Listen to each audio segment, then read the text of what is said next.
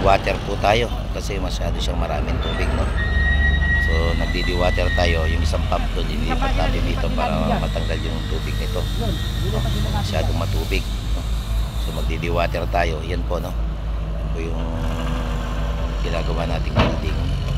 Tapos after nyan, eto yung dito, ayun na yung mga layout nya, yan, no? May mga marking na tayo dyan para doon. Ito 4th floor yan, ayun yung barracks, office, no?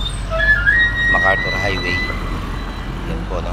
Shakey's nandyan na rin, kompleto, nakapaikot, no? So yun po yung ano natin, schedule natin, no? Excavation pa rin tayo. Excavation tayo, tapos dewatering, no? Dewatering tayo. Tapos nagpapabricate na tayo doon.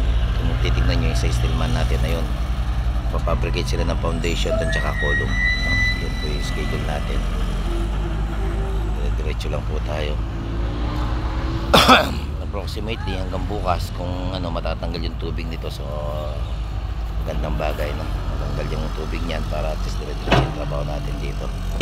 So yun po yung schedule natin, mga kabakal kalubak semento, no? Dito sa San Fernando, punta po tayo dito para mag-check, no? So far yan, ongoing pa rin naman yung trabaho natin, plus yung fabrication ng barracks natin, yan, no? So yun po, magandang hapon po sa ating lahat. Back to work po tayo, no?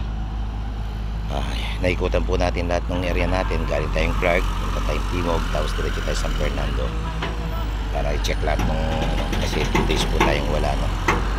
So yun po, mga bakal kalabak semento. Magandang hapon po sa ating lahat and God bless po sa atin.